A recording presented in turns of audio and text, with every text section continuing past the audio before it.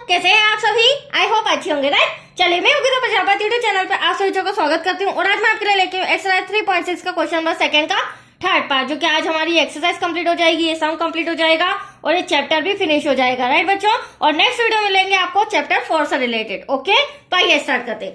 देखिए क्या कहना है इस क्वेश्चन में, ध्यान से समझिएगा। थोड़ा सा डिफिकल्ट है बट मैं इजी लैंग्वेज में आपको समझाऊंगी, ठीक है? रूही 300 किलोमीटर दूरी पर स्थित अपने घर जाने के लिए कुछ दूरी रेलगाड़ी द्वारा तथा कुछ दूरी बस द्वारा तय करती है। तो देखो, मैंने आपको एक छोटा सा हिंट देने के लिए एक ड्रॉ भी बनाया है। रूही कुछ दूरी पर है और उसे अपने घर जाना है, राइट? और घर जाने के लिए वो कुछ सफर रेलगाड़ी से तय करती है और कुछ सफर बस द्वारा तय करती है, ठीक है? और इनका किलोमीटर डिस्टेंस, दूरी कितनी है? 300 है, रूही और घर के बीच। That's clear. अब क्वेश्चन क्या कहा गया है, यदि वह 60 किलोमीटर रेलगाड़ी द्वारा, ठीक है, मान लीजिए यहां से यहां तक 60 किलोमीटर उसने रेलगाड़ी द्वारा दूरी तय की तथा शेष बस द्वारा यात्रा तय करती है, तो उसे घर पहुंचने में 4 घंटे लगते हैं, ठीक है? तो मान लीजिए यहां से यहां तक रेलगाड़ी का सफर 60 किलोमीटर हो गया, तो 300 में से 60 माइनस करोगे तो यहां से यहां तक बस द्वारा 240 किलोमीटर वो यात्रा तय करेगी। और इतना पूरा 300 किलोमीटर यात्रा करने में उसे कितना समय लग रहा है? 4 घंटे। तो फर्स्ट इक्वेशन हमारी यहां से बन जाएगी, राइट? अब हमें कहा गया यदि वह 100 किलोमीटर रेलगाड़ी से तथा शेष बस से यात्रा करे, तो यहां से यहां तक 100 किलोमीटर रेलगाड़ी हो गई और यहां से यहां तक 200 किलोमीटर बस द्वारा यात्रा हो गई। जब वो इस तरह से 100 किलोमीटर और 200 किलोमीटर बस द्वारा यात्रा करती है तो उसे 10 मिनट अधिक समय लगता है।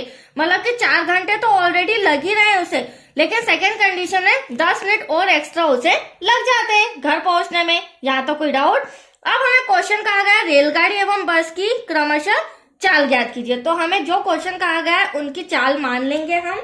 क्या मानेंगे बच्चों? माना कि रेलगाड़ी की चाल, रेलगाड़ी पहले है तो इसे x किलोमीटर प्रति आवर हम मान लेंगे पर आवर, तथा बस की चाल को हम y किलोमीटर प्रति घंटा मान लेते हैं। यहां तक कोई डाउट आपको? चलिए, अब हमें इक्वेशन जमाना है तो थोड़ा सा समझना पड़ेगा।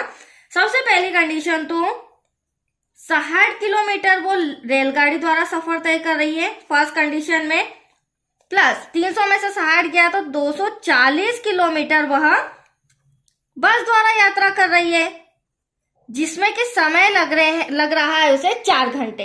ये क्यों करा मैंने? फर्स्ट इक्वेशन बनाने के लिए। अब देखिए, हमें बेसिक चीज तो पता है। हमें क्या पता है बच्चों? छोटा सा फॉर्मूला, समय बराबर क्या होता है? दूरी बटे चाल। तो इस अकॉर्डिंग हम फर्स्ट इक्वेशन हमारी जमाएंगे। अब आप देख सकते हैं समय तो हमारे पास 4 आवर है, कितने हैं? 4 घंटे हैं, राइट? दूरी हमारे पास 300 किलोमीटर है, 60 और 240, बट हमारे पास चाल नहीं है। तो डिवाइड में हमें चाल क्या माननी पड़ेगी? x और y। रेलगाड़ी 60 किलोमीटर है तो उसकी चाल हमें x जो कि फाइंड करनी है, दैट्स क्लियर। प्लस का साइन तो आएगा क्योंकि दोनों को मिलाकर 300 किलोमीटर हो रहा है। फिर बस द्वारा 240 किलोमीटर है तो यहां पर भी चाल कितनी आ जाएगी? चाल आ जाएगी हमारी y इक्वल्स टू 4 आवर ऐसा का ऐसा। यहां तक कोई डाउट? चलिए, अब सेकेंड कंडीशन में 100 किलोमीटर रेलगाड़ी और बचे हुए 200 किलोमीटर बस, तो कितना समय अधिक लग रहा है? 10 मिनट्स अधिक लग रहे हैं। तो अब हम सेकेंड इक्वेशन के लिए क्या करेंगे? 100 किलोमीटर रेलगाड़ी तो बचे हुए 200 किलोमीटर से सफर क्या हो रहा है? बस द्वारा तय किया जा रहा है। अब जब इस तरह से सफर तय किया जा रहा है तो 4 घंटे और 10 मिनट उसे घर पहुंचने में लग रहे हैं, ठीक है? तो चलिए, 100 डिवाइड में हमारा रेलगाड़ी की चाल x हो जाएगा, प्लस 200 डिवाइड में हमारा बस की चाल y हो जाएगा। अब यहाँ पर 4 घंटे आ रहे हैं और 10 मिनट, तो इसे हमें थोड़ा सा कैलकुलेट करना होगा क्योंकि इस तरह तो मैं यहाँ पे लिख नहीं सकती हूँ। तो देखिए, रफ में ही समझिए बच्चों, ये 4 घंटे है और ये 10 मिनट, इन दोनों को हमें ऐड करना होगा, दैट्स क्लियर। अब मिनट की बात हो रही है तो डिवाइड में हम टोटल मिनट ले लेते हैं। 60, 0 से 0 कैंसल, यहाँ पर 1 करके क्रॉस मल्टीप्लीकेशन करेंगे। 6 4 जा 24, 1 1 जा 1, 6 1 जा 6। तो हमारा यहाँ पर आएगा 24 और 1 25, मतलब कि 25/6। तो इस तरह से मैंने आपका समय निकाल दिया, राइट। अब हमें क्या करना होगा, 4 के डिवाइड में तो कुछ नहीं आ रहा है, बट 25 के डिवाइड में 6 आ रहा है। तो हमें 6 सॉल्व करने के लिए यहाँ पर मल्टीप्लाई करना होगा और यहाँ पर। तो 6 का जब यहाँ करेंगे तो ये हो जाएगा 600 डिवाइड में x प्लस 6 2 जा 1200 डिवाइड में y और 25 ऐसा का ऐसा। तो आप देख सकते हैं थोड़ा इक्वेशन तो हमारा इजी हुआ है। अब यहाँ पर सबसे इंपॉर्टेंट पॉइंट आपको ध्यान रखना होगा, हालांकि क्वेश्चन फर्स्ट जो था उसमें मैंने काफी डीप में जाके समझाया, सभी सम समझाए। यहाँ पर आप देख रहे हैं 60/x, 600/x, यहाँ पर अपॉन में y, यहाँ पर अपॉन y। तो हमें ये बट्टा भी सॉल्व करना होगा, मतलब कि यहाँ पर मानना होगा, क्या मानेंगे बच्चों, 1/x इक्वल्स टू, माना कि 1/x इक्वल्स टू s मान लेते हैं और 1/y इक्वल्स टू t मान लेते हैं। तो होगा क्या उससे, फर्स्ट कंडीशन में आप देख सकते हैं 60 डिवाइड में x है, तो इसे मैं लिख सकती हूँ 60 इंटू 1/x लिख सकती हूँ। तो 1/x के प्लेस पर क्या लिख रहे हैं हम, s लिख रहे हैं। तो फर्स्ट इक्वेशन में 60s हो जाएगा, सेकेंड इक्वेशन में 240t हो जाएगा, क्योंकि 1/y हट जाएगा, इक्वल्स टू में 4। ऐसे ही हम इक्वेशन सेकेंड में भी करेंगे, राइट, क्योंकि दोनों कंडीशन में 1/x और 1/y के प्लेस पर s और t लिखना है, राइट बच्चों। तो आइए यहाँ पर समझते हैं। अभी मैंने जस्ट बताया था 60s प्लस 240 और 1/y जो आ रहा था उसके प्लेस पर हम लिख रहे हैं t इक्वल्स टू में 4। यह हो गई हमारी इक्वेशन नंबर फर्स्ट।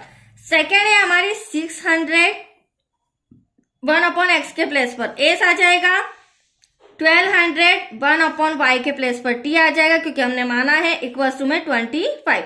अब आपके दोनों इक्वेशन तो आ गई है, बट थोड़ा सा ध्यान दीजिए, फर्स्ट इक्वेशन हमारा छोटा आ रहा है काफी और सेकेंड इक्वेशन बड़ा आ रहा है। तो क्यों ना फर्स्ट इक्वेशन में हम ऐसा मल्टीप्लाई करें जिससे ये इसके इक्वल हो जाए। तो आप देख सकते हैं अगर मैं 10 का तीनों कंडीशन में करूंगी तो 600, 2440 इस तरह से आ जाएगा। तो यहाँ इंस्ट्रक्शन लिखेंगे समीकरण 1 में, क्योंकि दोनों इक्वेशन जब तक हमारा इक्वल नहीं आ जाता तब तक हम सॉल्व नहीं कर पाएंगे। तो समीकरण 1 में 10 का गुणा करने पर, अब आप देख सकते हैं जब 60 में 60s मल्टीप्लाई बाय 10 तो क्या आ जाएगा बच्चों, 600 आ जाएगा। तो ये 600s, राइट, प्लस 240 में 10 का मल्टीप्लाई करेंगे तो 2400 आ जाएगा, 4 में करेंगे तो 40। सेकेंड इक्वेशन तो एज इट इज ऐसा का ऐसा, इसमें कोई चेंजेस नहीं करना है। क्यों, क्योंकि ये दोनों अब आप देख सकते हैं इक्वल इक्वल आ गए हैं। अब चूंकि विलोपन विधि से इसे हम सॉल्व करेंगे, दोनों इक्वेशन आ गई है। अब विलोपन विधि से सॉल्व करने के लिए क्या, फर्स्ट कंडीशन s के या t के गुणांक सेम, तो ये गुणांक सेम भी आ रहे हैं, बट चिन्ह अपोजिट चाहिए, मतलब कि हमें यहाँ पर चिन्ह बदलना होगा, क्योंकि आप देख सकते हैं बच्चों दोनों चिन्ह प्लस के आ रहे हैं, 600s भी प्लस का, ये भी प्लस का, तो यहाँ माइनस, यहाँ माइनस, यहाँ माइनस। अब हमारा टारगेट फर्स्ट कंडीशन की इक्वेशन और साइन और लास्ट वाला साइन, इस पे फोकस होगा। तो 600s प्लस का 600s माइनस का कैंसल, यहाँ 2400 में से 1200 माइनस करेंगे तो एटलीस्ट 1200 बचेगा, यहाँ 40 में से 25 माइनस करेंगे तो यहाँ पर आ जाएगा 15। अब हमें तो t फाइंड करना है, तो इंटू का 1200 का आ जाएगा डिवाइड में, राइट। अब डायरेक्टली 15 1 जा 15, 15 8 जा 120, तो एटलीस्ट t इक्वल्स टू आया हमारा 1 डिवाइड में 80। मैंने डायरेक्टली सॉल्व कर लिया है, आप छोटी टेबल से भी इसे कैंसिल कर सकते हैं। तो t का मान तो हमारा आ चुका। अब इस t का मान हम इक्वेशन फर्स्ट या सेकंड किसी में भी रख सकते हैं, यहां मत रखिएगा नहीं तो आंसर नहीं आएगा। हम रखेंगे जो हमने मल्टीप्लाई किया है समीकरण फर्स्ट में, राइट। हाँ, समीकरण सेकंड से भी आप आंसर ला सकते हैं। यहाँ इंस्ट्रक्शन लिखेंगे t का मान समीकरण 1 में रखने पर। समीकरण 1 है बच्चों हमारा 600s plus 2400t equals to में 40। अभी जो t है ना, इसके प्लेस पर क्या आ जाएगा, 1/80 आ जाएगा, राइट। तो अब यहाँ देख सकते हैं आप 600s प्लस ब्रैकेट में आ जाएगा 1/80, क्योंकि अब हमें क्या निकालना है बच्चों, s का मान निकालना है। अभी आप देख रहे हैं मल्टीप्लाई में तो कैंसिल हो सकता है, 8 1 जा 8, 8 3 जा 24, तो यहाँ पर बचा 600s प्लस 30 ऐसा का ऐसा इक्वल्स टू में 40। हाँ, 30 का 1 में करोगे तो एटलीस्ट 30 आएगा, ठीक है। अब क्या करेंगे अगली स्टेप में, प्लस का 40 इधर जाके क्या हो जाएगा, सॉरी प्लस का 30 इधर जाके माइनस का हो जाएगा 600 माइनस करेंगे 40 में से 30 तो बचेगा 10, राइट। अगली स्टेप में यही मैं सॉल्व कर देती हूँ।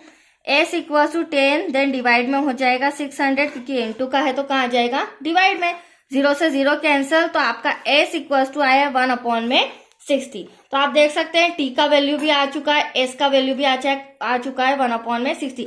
बट ये अभी एग्जैक्टली हमारा आंसर नहीं आया क्योंकि s और t को तो हमने माना था या स्टार्टिंग में ही आपको समझाया था, क्योंकि हमारा सम जो है वो x और y से रिलेटेड है, तो हमें x और y का मान निकालना है क्योंकि इसी को हमने माना था रेलगाड़ी की चाल और बस की चाल। तो आइए अब हम x और y का वैल्यू निकालते हैं। तो 1/x बराबर हमने माना था s, देन 1/y बराबर हमने माना था t।